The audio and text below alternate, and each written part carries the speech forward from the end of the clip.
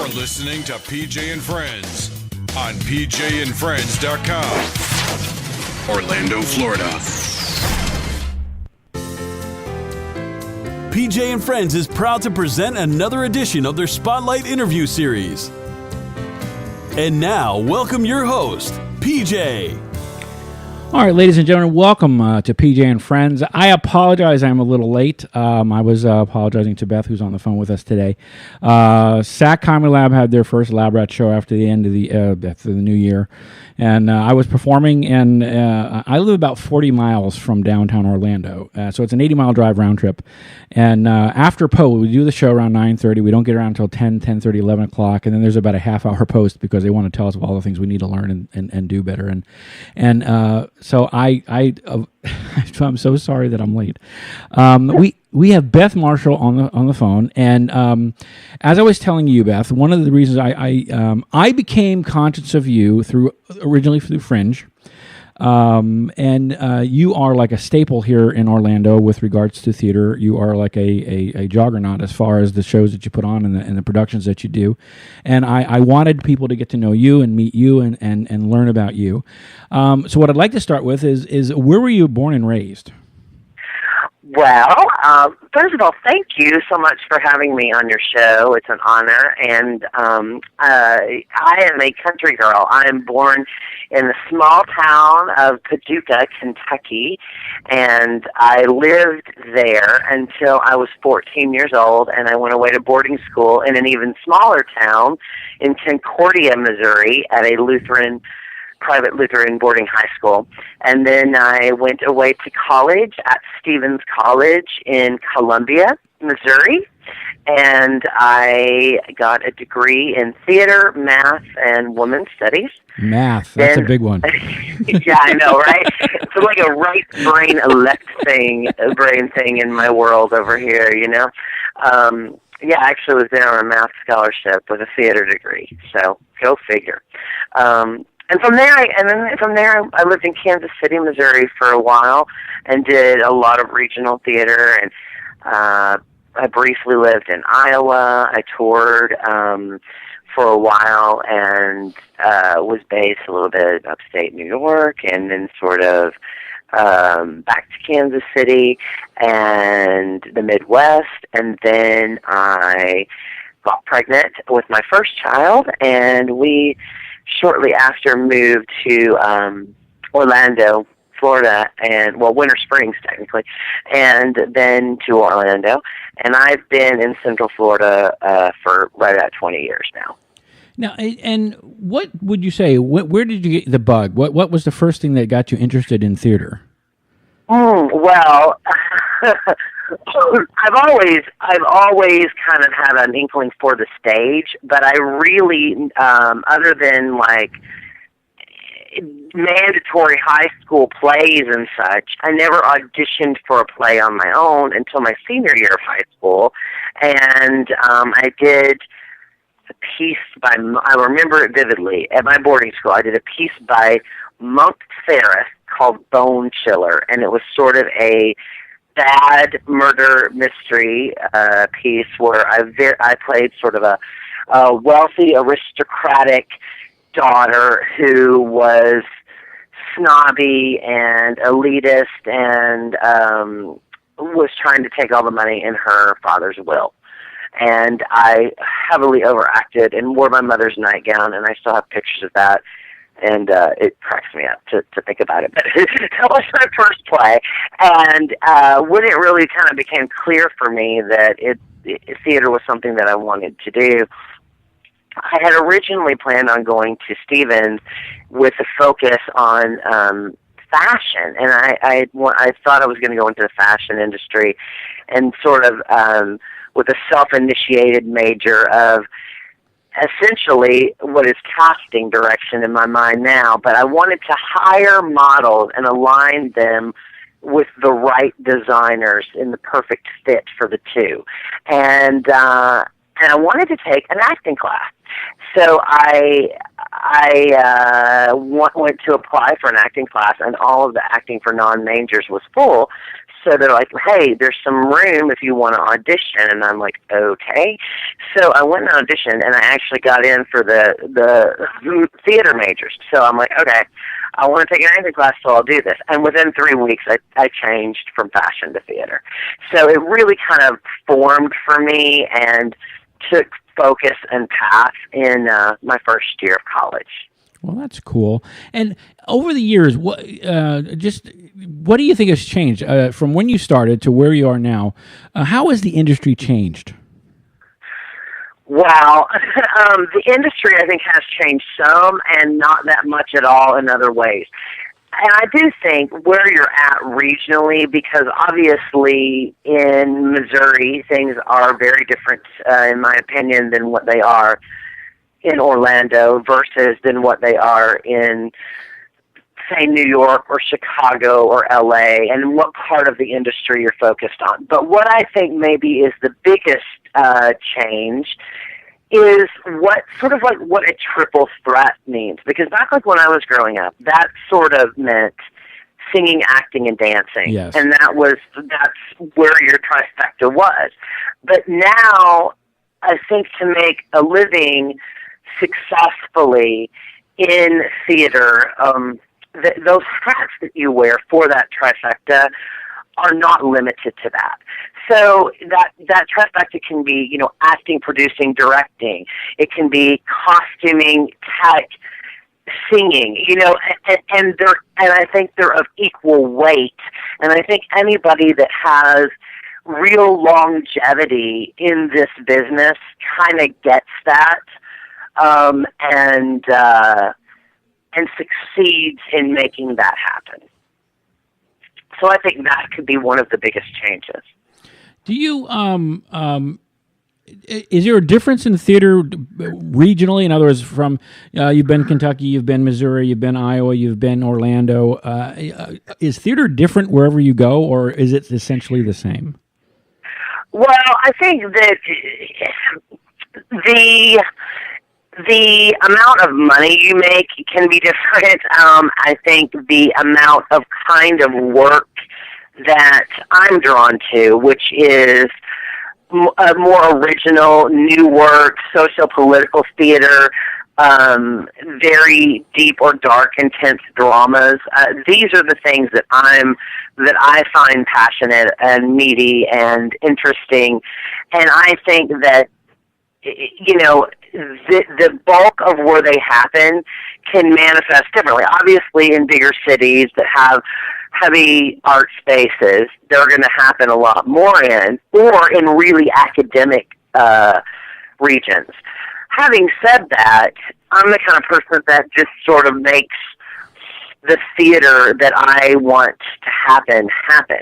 So I've never really been one, anywhere that I've lived, to wait around for the right kind of work to come for me. I just make the right kind of work to come for me and a lot of people that I surround myself with. So in that regard, I've really always done that kind of work and led with that kind of work, even though in the beginning of my career, like a lot of people that are actors, I think, I started doing a lot of children's theater. Like my first professional jobs were in children's theater and in summer stock theater. And those obviously mold a lot of my career, and I'm very grateful for those times, and I'm happy to do that kind of work again. But it's not where my heart is, which is in creating new works that are highly innovative or are socially politically charged. Well, that's cool. You mentioned a triple threat as far as performing. It's an interesting thing. Obviously, my world is the improv side of things, and I've been dealing a lot with Zach Heimelad, and I did an interview with David Christopher from Just a Funny in Miami, and Zach has gone, before they would refer to their people as improvisers, now they've switched to actors who improvise, obviously because the more skills that you can bring into it, the more theatrical skills you can bring into it, it is more valuable, and it lends to just a more well-rounded scene. While improv is supposed to be funny, and they're looking for funny. At least the average person first thinks funny, although improv can be anything.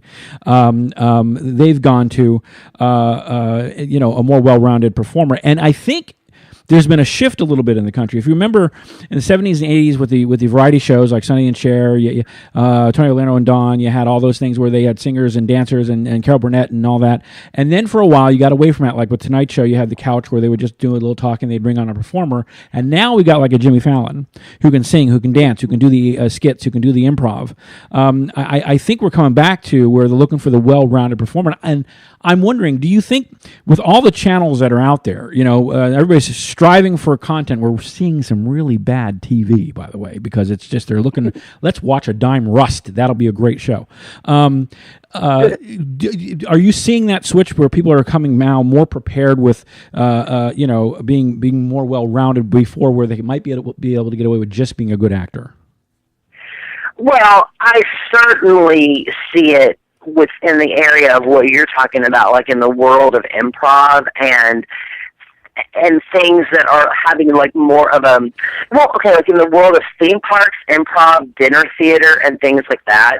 I certainly think that the artists involved with those kinds of theater have more of a well-rounded footing on them of acting training, background in improv, singing, some sort of other performing skill on top of that. Yeah, I mean, I see that way more and more and more and more and more.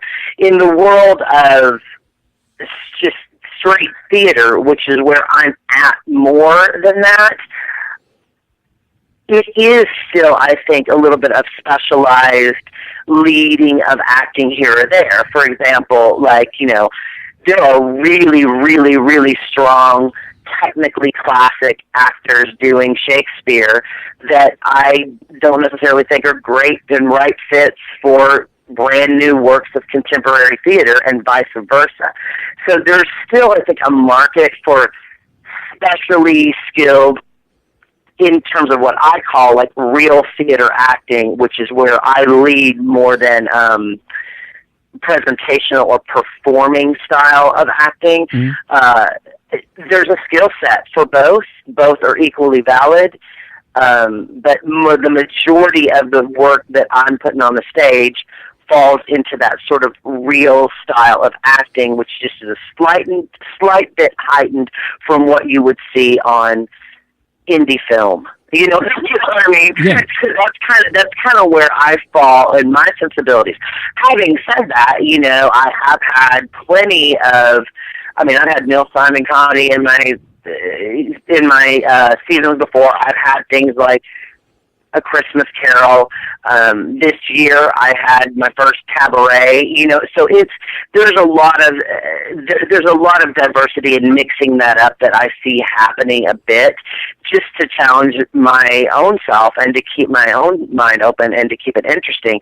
But I think that in that world of what you're talking about, in part of performing arts, it's very much becoming very diverse and having that variety and being incredibly well-rounded. And then I think in another side of things, it's staying very specialized. Now, which do you prefer, though? I mean, you're a performer. You're also an instructor. You do workshops and coaching. You're a director and a producer. If you had your druthers, if you could do any one of those things, obviously the money's obviously in controlling your destiny, so I get that. But what would you prefer to be doing? Well, I ask that a lot, and I prefer to not pick, and that is the honest-to-God answer. I mean, I really have spent a whole lot of my career working really hard to not be pigeonholed, right, and to be able to do exactly what I want to do and be taken seriously in whatever. And if I want to have a whole bunch of tattoos and crazy hair and piercings and run something and rub elbows with funders and all that kind of jazz as well, I want to be taken seriously and do it. So I work really hard to try to bridge that gap. And I love producing. I love it. And I don't think there's a lot of people that really love producing. I think a lot of times people produce and it falls into one of two extremes. They're producing, because when you get into producing what it means for like Broadway or for film or something of that nature, because they have a lot of money and they support the arts and they want to see a certain kind of work being done and they can afford to do it. That's on one end. On the other end, I think people start producing out of completely freak accidents and default because they want their material done and they can't afford a producer. They can't afford an independent producer, so they themselves begin to produce. And I don't like either one of those scenarios, to be honest with you. I think producing is so much more than bankrolling and so much more than an accident. I truly love it, and I could not see myself not doing that. The same goes for acting, and I don't act now as much as I used to. Well, I act more in honestly film and television than I do on stage now, although that's changing some this past season and this coming season. But I terribly miss that. I terribly miss not getting on stage as much. But when I'm on stage, this is where the facts of this come in. It's the least amount of money that I make in all the things I do when I'm acting on the stage, whether that is for my own company or whether that is for someone else's company. That's just the math of it. The other part of it is I don't like to wear a bunch of hats when I'm acting. I like to just be able to act, whether that is in a show of my own that I'm that my company's producing, or that's in somebody else's show. I don't like to really produce an act, and that's why I don't do it as much. I'm not a big fan of produce, act, direct, do all of these things at the same time. I'm on my 60th BMP, that's my company, Beth Marshall Presents. I'm on my 60th BMP production, and of those 60 productions, right now, Doubt is only the first that I am fully directing by myself, without a co-director or a group of collaborative directors. It's very few and far between that I do both those things. And in my own company, there's only really 2 shows, Crimes of the Heart and upcoming with commencement, that I've acted in all these shows. So that kind of tells you like where my head's at with that. I don't like cross-pollinating that way.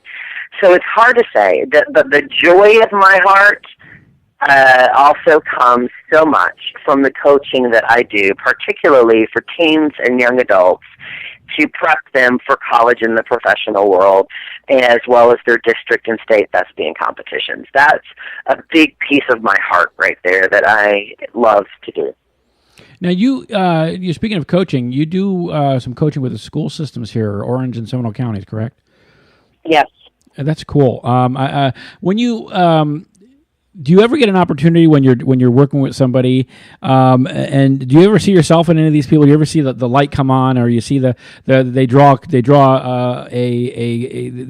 finally get something that they've been struggling with for a while, and that light comes on, and it's got to be an awesome thing when that happens. Do you see that often? Every day. I'm not exaggerating. Every day that I coach a child, I see that to some degree in some area. And my coaching is very unorthodox, and that's why I don't directly work.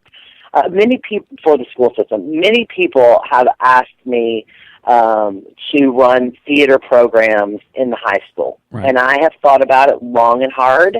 I have really contemplated it because there is a definite love there. I just don't want to deal with all the bureaucracy above that. So I don't do that route. I work directly for the theater directors at the programs, and I have I'm very selective and very strict rules about it. But basically, I will not work for a Orange County or any kind of public school or private school that the director of the theater department is not a current professional out in the theater world.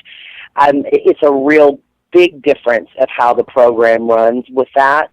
And so that's like sort of my rule before I even consider it. Right. And then I would say of the kids that I coach, I certainly, because of the bulk that's in the school, I have more that are in schools than I do private lessons. But I have so many kids that I do privates with that aren't getting the education that they want to get in the school system. So they're seeking for a private coach. And I'll be honest with you, PJ, the competitive nature of college application process for the theater programs, back to your question about something that's changed from my time to now, without question, the competitiveness to get into a really strong arts program on a college level is immensely more competitive. And I don't know a lot of kids that get into them without having independent coaching. I don't know hardly any at this stage. They get into really good art schools. So that tells you something. Well, we're coming up on our first break. I'm going to take a commercial break, and then we will be back in a moment to continue our conversation with Beth Marshall.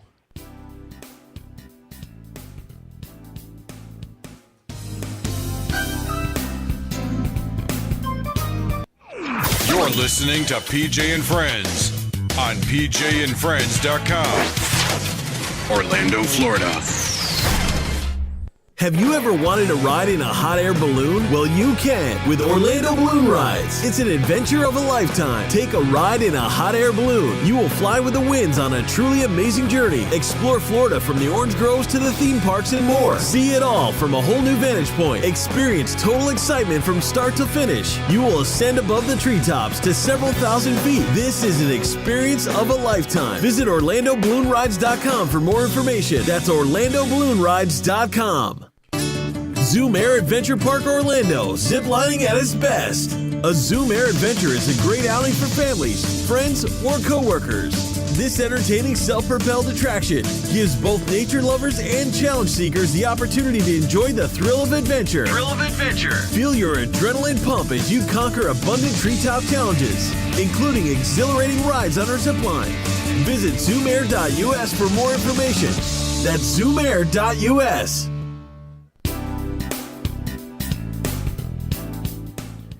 PJ and Friends has several ways to promote your product, service, club, group, or business. You can sponsor a segment or a whole show. Advertising packages are affordable. We can even barter in exchange for goods and services. We can get you heard. We have live reads, 30, 60-second commercials. We can do shows live on location. Email us at sales@pjandfriends.com. And please take a moment to go to pjandfriends.com and like us on Facebook. That's where you can find up all the updates and things that are going on with us. And now, back to the show.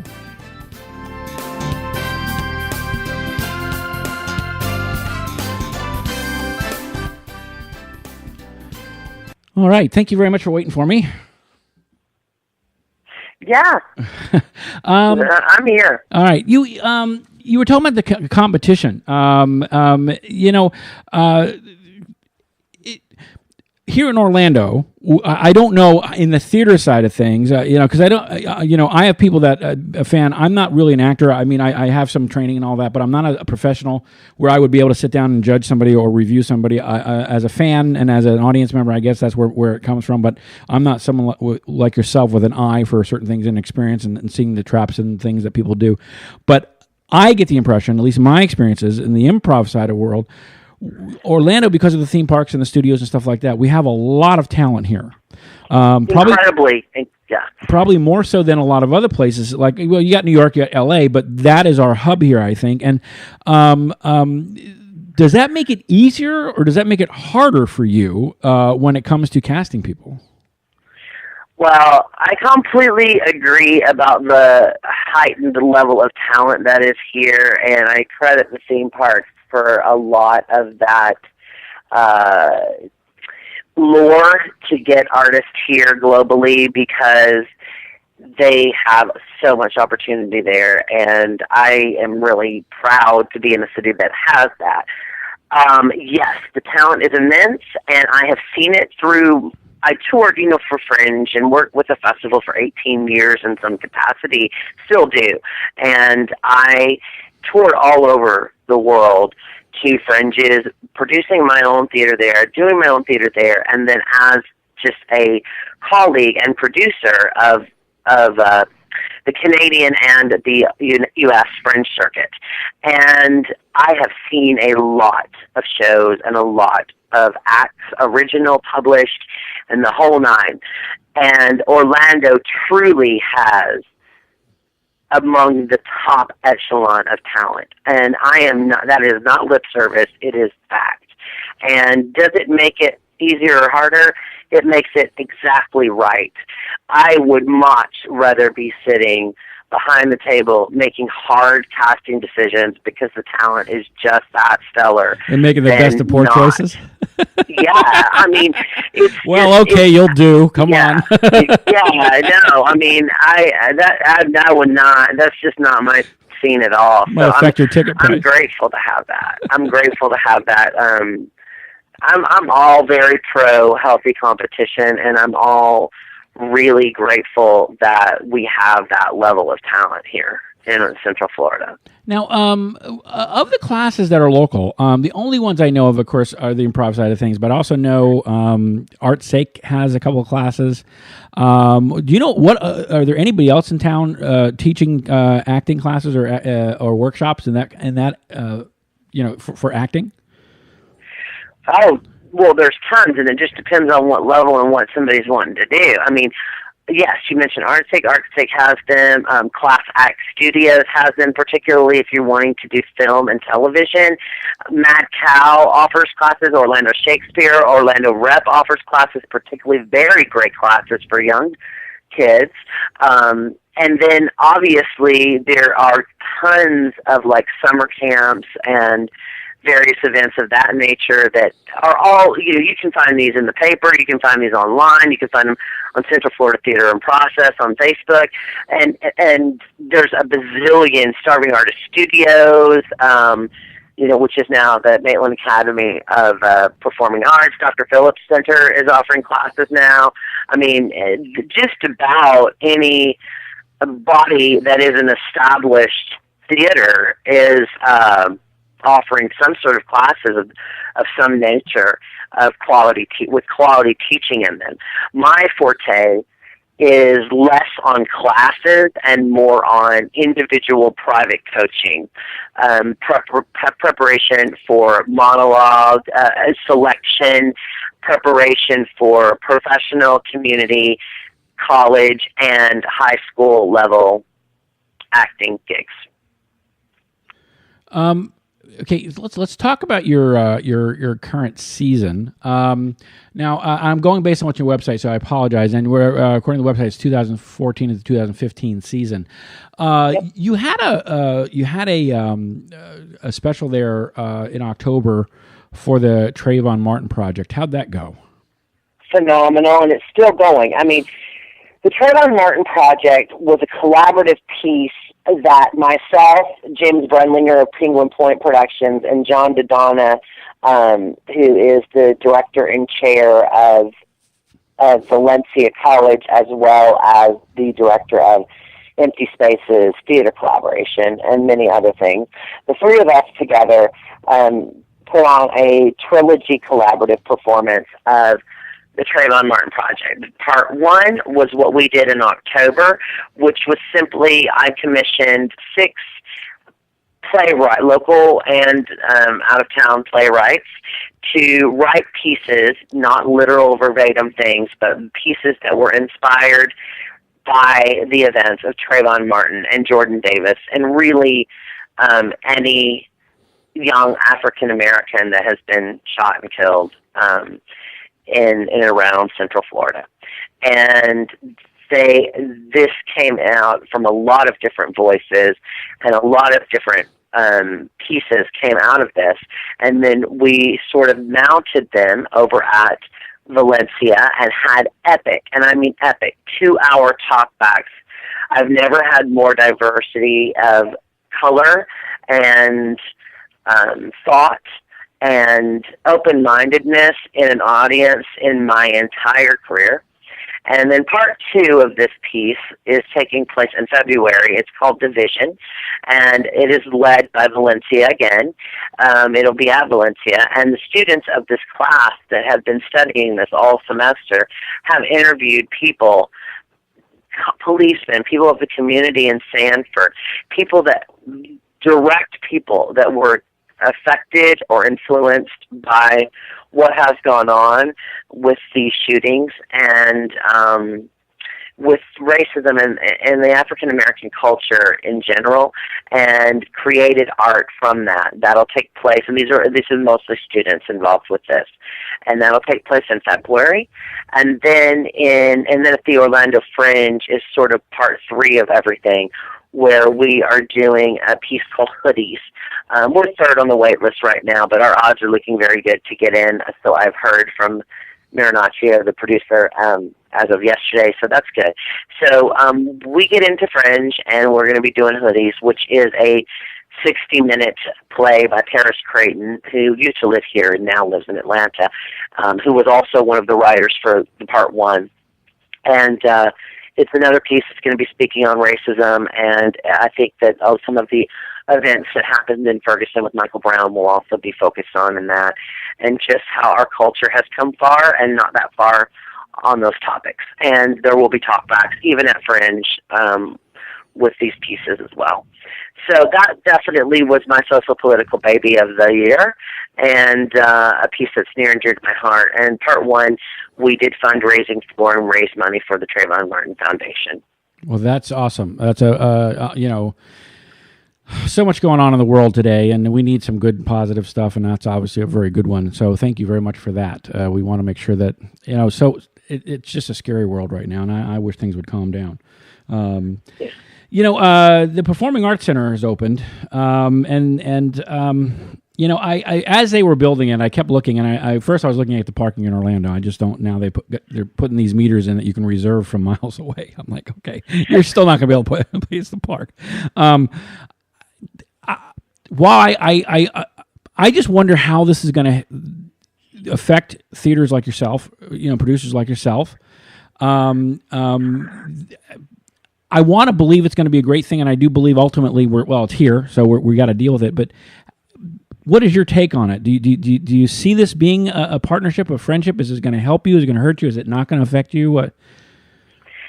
Well, okay, there's so many questions in everything that you just said. Well, we've got plenty of time.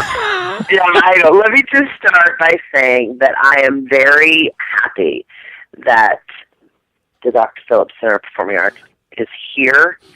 I think that on a global scale, it elevates Orlando to be taken even a little more seriously in the world of art. Right. And puts that in the forefront, and I think we need that. I love, like I said earlier, I love that we have the theme parks here, but, it's going to be nice to have the Dr. Phillips Center as also a face for out-of-towners to see us, is serious about arts.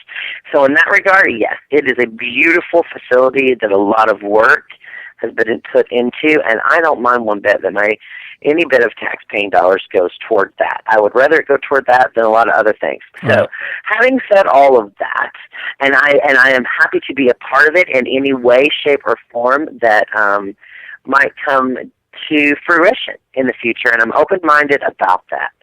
Do I think it's going to affect BMP in one way, shape, or form or another? No, not one bit. I don't think it's going to really help or hurt my company at all. Not being an entity that has my own theater, I'm completely nomadic, so I go where the wind goes in terms of where I'm performing. My home for my larger published work is the Garden Theater in Winter Garden. Then I also do my educational pieces at Lake House Theater, which is a high school auditorium.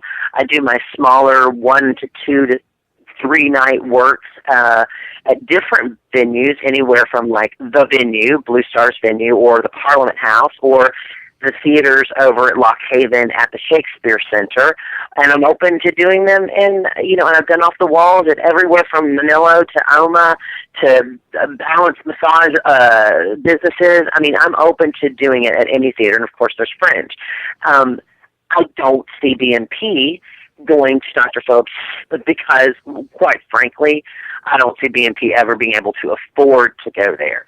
I mean, there's just no way that I can pay that rental. Isn't that a shame, though?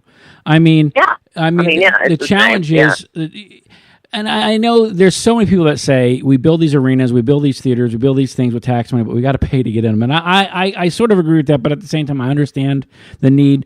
And I got to wonder, I don't know how they chose who's running this. Are they local? Or do they appreciate what's here? Do they appreciate the little guy? Have they earned their stripes? Have they worked their way up in this area?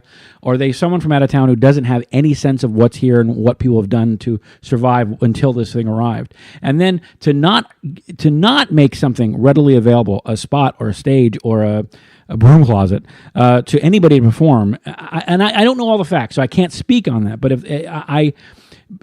it just seems to me, you want to be the center of the performing arts universe. That's fine, but you have to, be welcoming and opening the community around you. And if it's so unaffordable, unobtainable, I mean.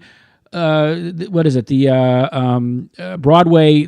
You can stand in line and get a ticket for the Broadway play for $25 in a lotto. So they know that there are people out there that can't afford it. You can get in to see the show for $25, but you can't perform there. That seems wrong to me. And I hope what I hear in every venue, every atmosphere I go to, I do have my challenges. I have my challenges with Fringe, the management of Fringe. I have my challenges, some of my concerns and challenges with some of the things SAC does. What I hear so often is this is how it's done. This is always the way it's been, or this is it is what it is, and they want to use the positive affirmation. Well, say yes and or accept it or whatever as it means to shut down the fact that you might have a question. I think they have a responsibility to open it up to everybody. I think they have a responsibility to include everybody, and if not, then you run the risk of becoming a bully. Anyway, I gotta stop because I'll say the wrong thing here. Anyway, but having said that, there are. What's the community like here? You play at, and I have to be honest. I apologize. I'm a poor guy, and I live out 40 miles away right now, and so up until recently I didn't have a car because my car died. So my ability to get out and about, and I have not been around as much as I'd like, and I would prefer to pay for what I go to because I think it's worth it. I think that the actors have put their time and energy in it. I think that the producers have taken their time and energy, and they've taken the risk to put these things on. The theaters are hoping and praying that you're going to come and buy the drinks and the popcorn and whatever food they're offering. So I believe it's important to pay. So because I don't have a lot of money, I'm very picky and choosy about what I see, only because I have to limit my money. But what venues? I mean, there are quite a few venues here. What's the community like here? I mean, do you and other theater and other producers and stuff, do you collaborate? Do you talk? Is there a good interaction between you? How is that like? Well, I mean, within every community, there is going to be a lot of collaboration, a lot of friendships, a lot of people that won't work together, and a lot of drama. I mean, I think it's pretty even down the middle. I think Orlando is no exception of that. For me personally, I have very good relationships with a lot of theaters and a lot of producers and executive directors in town, and I believe in, nurturing those relationships and having mutually beneficial relationships. And if someone comes along and has some ideas and wants to collaborate, I'm always open to listening to what they are. But, let's be honest, not everybody is going to get along, and not everybody is the right fit to work with each other. And so I'm a big proponent of not trying to make a piece of a puzzle fit where it doesn't fit, and trying to force something just for the sake of unity and collaboration and to keep a face. I mean, this is a big part of the reason that BNP is not a nonprofit. I don't want to deal with the board of directors. I don't want to deal with a facade in any way, shape, or form of having to get along with somebody that I, quite frankly, don't want to get along with. I mean, so I've been there. I have spent a good majority of my life running nonprofit theaters, fringe festivals, arts organizations, and I have loved every minute of it, and I'm not above it, and I would go back to doing the nonprofit sector in a heartbeat at some time. But with my own personal company, no, thank you. I would much rather have it be in the private sector world. Mm-hmm. But having said that, we just talked about Trayvon Martin Project, and there is a huge collaborative piece of theater. Then upcoming is the thing I'm working on right now that happens in February is my published work out at the Garden, and that's Doubt by John Patrick Shanley, and we have a stellar cast for that, and that's happening in February out at the Garden, and that's my 12th show at the Garden. So there's, from the first year that they opened in 2009 to now, I mean, we've done 12 shows together every season, and that's and they're nonprofit. That's a wonderful partnership. I am still very involved with the Orlando Fringe Festival. I'm a sponsor of Visual Fringe, Fringe Preview this year. I'm involved with potentially 3 shows that are going to be in the festival in some capacity, and that collaboration is one of the best in the men's. I'm very collaborative with Michael Wanzi, the Parliament House, the Venue, Blue Star, James Brundlinger, Penguin Point, John Dodonna. I mean, the list goes on and on and on. Orlando Shakespeare, and then even places that I don't do my theater at. I'm very collaborative with arts leaders. I mean, Ardana Tawari, who's the resident director over at Macau, is one of my best friends, and also one of the directors of BNP. Rob Anderson, who's an independent director who does things all over town. I've got a good rapport with that. I mean, the list is long, and so I think people have to, nurture those relationships and develop them, and not just assume that they're going to be there because you're in the arts. You have to foster these networks, and that's a skill set within itself. It takes a lot of work and a lot of time. I certainly am of the belief of putting people before art, and I do, and so yeah, that matters. And but at the same time, your name or your company or your quality of what you're doing is only as good as who you surround yourself with. And I admittedly will be somewhat elitist on what of who falls in that category. so yeah, I mean, I it's not like Fringe where everything is unjuried. When it comes to BNP, everything is quite juried. Very good. All right, give me one moment. We're coming up on another break, and we will be back in a couple of moments. Okay.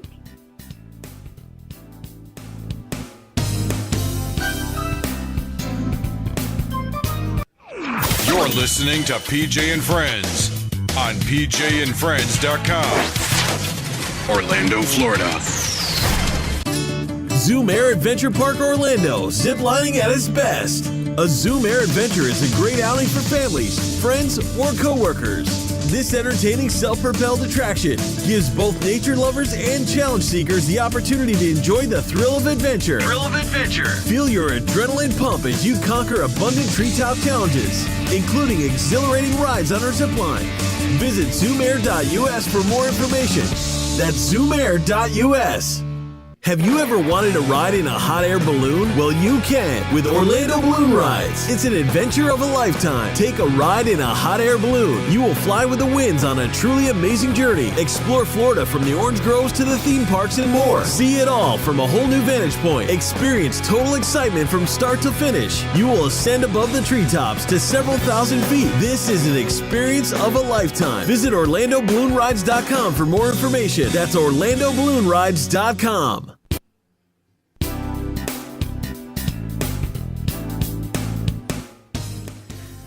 All right, PJ and Friends has several ways to promote your product, service, club, group, or business. You can sponsor a segment or a whole show. Advertising packages are affordable. We can even barter in exchange for goods and services.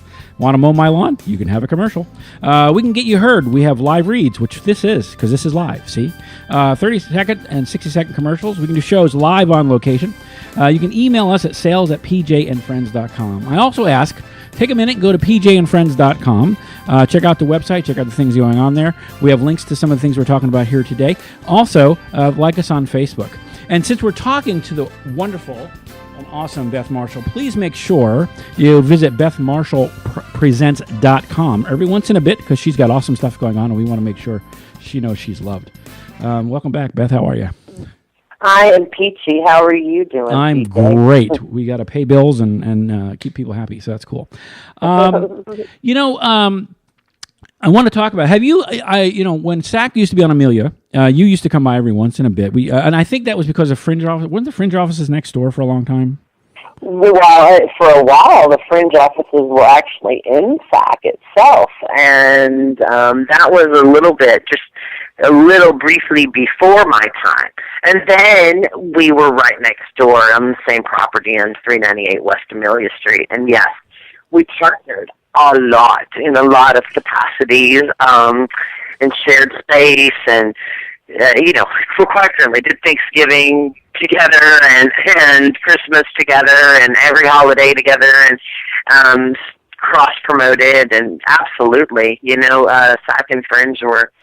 Now, I remember tandem for a lot. I remember seeing you in the audience. Every once in a bit you'd be there and you'd be in the audience. Have you ever been on the SAC stage? I know Michael from the current producer of the Fringe has been. Do you do comedy? I act in comedy, and back in the day, a long time, many moons ago. You're making it sound like you're old, Beth, and you're not old. I'm 44. But I'm 48. You're younger than me. Respect your elders. Okay.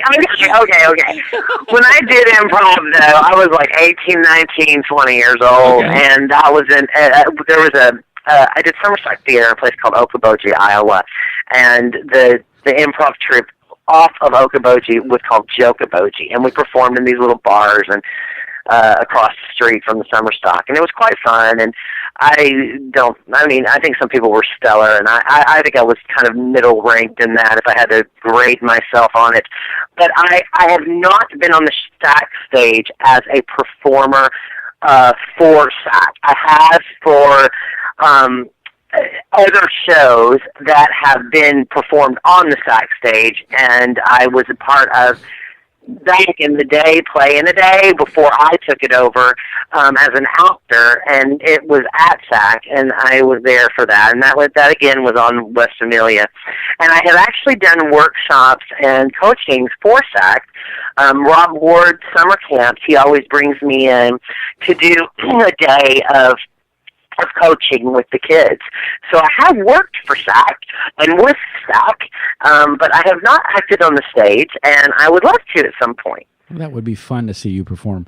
One of the things I see is the SAC they've been around for a number of years, and so people they have people that come and go, and they have people that have gone to LA and they've gone on to bigger and greater things, and it's funny. They had their, I can't remember, I want to say it's the 30th reunion, but I can't remember. It might have been the 15th or the 30th, where they had that party at the West Amelia right across the street in the parking lot there, and some of the three main founders came back. You had Craig, you had Herbie, and you had Terry Olson, and they did their original skit that they used to do in the Renaissance festivals. And what it kills me is these guys never come back to play, and some of them I guess don't want to. And I guess there's a while, maybe they're happy with what they're doing, maybe they've moved on, maybe who knows. I would love, it would just tickle me pink, and I say this all the time. Like even Dave Russell, he owns the place, and I love Dave Russell. And now his son. His kids.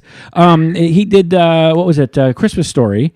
He was performing the Christmas Story this year or last year, and man, But you know what? Can you imagine not? I mean, that living in that household must have been a fun household. I mean, improv and acting and theater and that yes and mentality. I mean, it could have been only a great thing.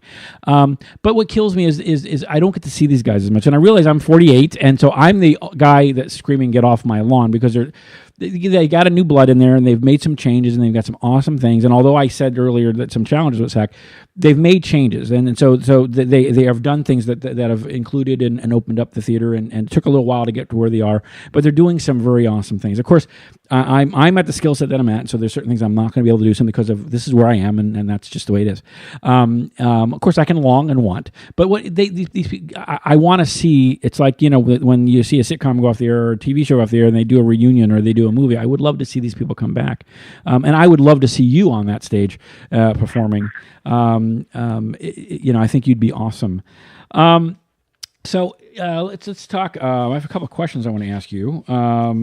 These are just silly. When Beth was 12, what music were you listening to? Name 3 bands you might have been listening to. Oh, 12. Okay, so at 12, well, Men at Work. Oh, good one. I think that Men at Work for sure. That was the first album that I ever bought myself. That Men at Work. I was in love with Colin Hay and was just completely destroyed to find out that he was gay, and it was never going to happen. And now you surround yourself with gays. So there you go. Yeah, absolutely. That'll teach him. Totally. That'll teach him.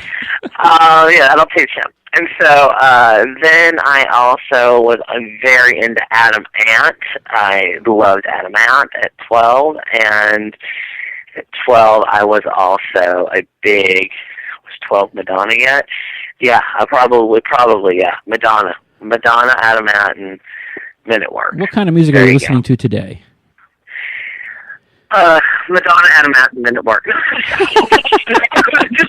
I'm with you. I'm with you. I'm a big 80s goth alternative girl. But my favorite band of the whole wide world forever and always is the Smiths. I'm a huge Morrissey fan. A huge Depeche Mode fan. Huge Johnny Cash. I've got a lot of, I like a lot of the old time country artists. Johnny Cash is number one. Johnny Cash and Morrissey can do no wrong. Next to that, Loretta Lynn's up there, Janis Joplin, Prince. These are my top 10. Bare Naked Ladies. Amanda Palmer is probably the newest artist that I'm into. And in terms of the golf world, I love Sisters of Mercy, Baja, Front 242, Love and Rockets, any one of those bands. 80s music, yeah, that's my scene, If you could go back in time to that 12-year-old girl and talk to her or tell her something, what would you talk to her about? I'm really happy with my life. I don't have tons of regrets, and when I look at myself as young, I see myself knowing a lot of what I wanted to do and having that sort of motivation and confidence to have it. And I would just say, keep at it. I mean, be a strong, independent girl and then woman, and let yourself lead that way.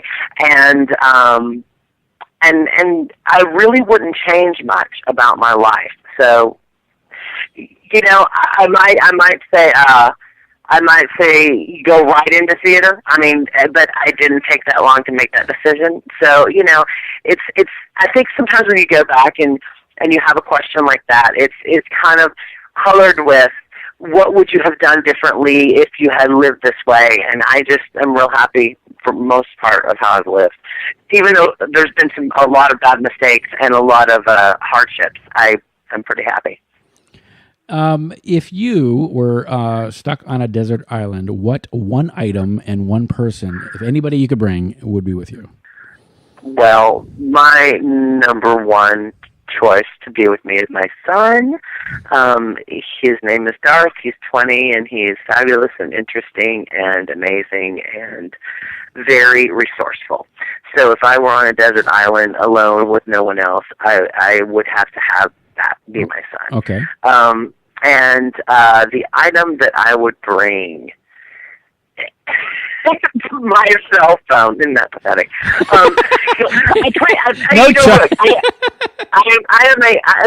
There's so many all-in-one things there, and I'd be trying to make it work. I'd be hoping that I was like the professor on Gilligan's Island and could have this freaking thing work in some way. That my son could like rig it up and make it happen, so I could communicate with other people and not miss a phone call if I were trying to maybe produce something from a desert island. You'd be running that island in a minute.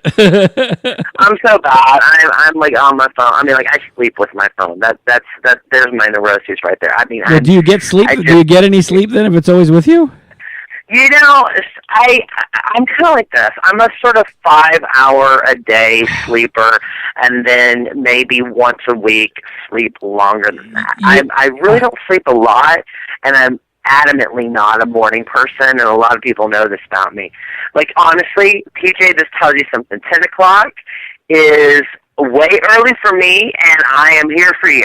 I would have done it later. I would have done it later for you. I'm ready. Let's go. Right. Here it is. I'm waking you up, and I'm 2 minutes late. That's great. It's all good. It's all good. Seriously. Now, you first, I want to thank you. I met you at Fringe. You welcomed Powered Improv there. PJ and Friends was on the radio for a while, and then we went to the web, and you've helped us out along the way, and you've been always kind and polite and sharing and generous, and thank you. I've enjoyed a lot of what you did at the Fringe. I enjoyed the product. I enjoyed the shows. I know that the shows that they're doing, I saw some shows last season, so the Fringe itself is always a good thing. I think it's a healthy thing. It's a wonderful thing. It brings so many opportunities that probably wouldn't otherwise be there, and I love it. But the experience you allowed me to have, and you actually were, I was introduced to the Fringe during your tenure. So that and I gotta say, you have a loyal team, almost like a cult following. People that were just, wasn't George is a big deal. He was like your right arm. And so you have people in your production. Let's give them some props here. Who helps you do what you do? Your production. Well, at Fringe, I could go way back with the gratitude in Fringe. I mean, there will be no Fringe. Let's talk about today, though. Like with productions today? Who are your go-to people? Well, okay, so today, all right, I would say that Alana Friskus, who is the managing executive director over at the Garden Theater, is a big, she's a very dear friend of mine, and she was a dear friend of mine back in Fringe days and when she was with the Alliance and with Fringe herself, and artistically and outside socially. But our relationship is certainly one that I value, and I brainstorm with her, not just for about the shows that I am doing at the Garden, but for my entire season. And her voice and opinion is highly integrated into that. I would say that John DeDonna is another that I go to and soundboard off and like collaborating with, and especially when it has to do with my socio-political pieces. James Brenlinger of Penguin Point and Lake House Theater Company, he is probably who I'm working with this season the most on many different capacities. Educationally is my favorite person to work with, and with my foot in the door of the school system. I would also have to say that Blue Star over at the venue. Oh yeah, she and I have a lot of the same sensibilities aesthetically, a lot of the same love for music and performance art, the sense of arts leadership and community and business operation is similar. So yes, that, and then I would say also that, without question, George Wallace still at Fringe, and I mean we talk professionally and socially almost a daily basis, and so all of those people are who I talk with a lot. And then additionally to that, my own resident directors and artists and staff that come in and out of EMP, and among the top of that list would be Rob Anderson and Ardonna Tuare, who direct with me a lot, and I soundboard off of them artistically a lot that's going to be happening with the season. And then there's like a lot of one-off people, and I'll just get into great conversations with people about, you know, what's going on artistically, or opening up for ideas, and some really great thing can spark out of a one-off conversation. So yeah.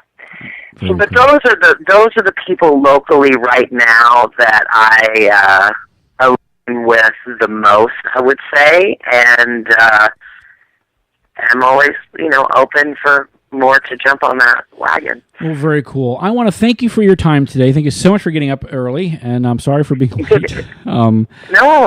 You are awesome. You are, you know, love what you do. I you know, my introduction to you was through Fringe, and that was you know, a great thing, and it has been with me ever since. And I want to thank you. You have anything else you want to say before we go? Be fabulous. Don't suck. One love, spirit, love, and light. And thank you so much, PJ. No worries. You have a great day, and I want to thank you guys for listening to PJ and Friends.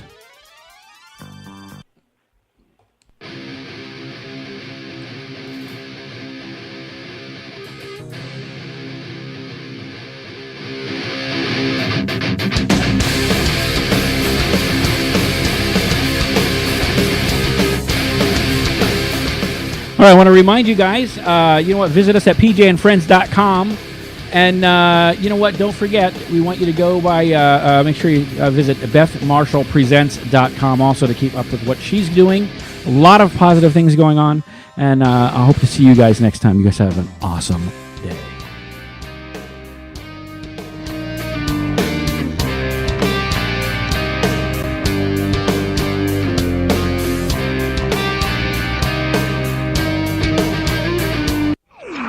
Listening to PJ and Friends on pjandfriends.com.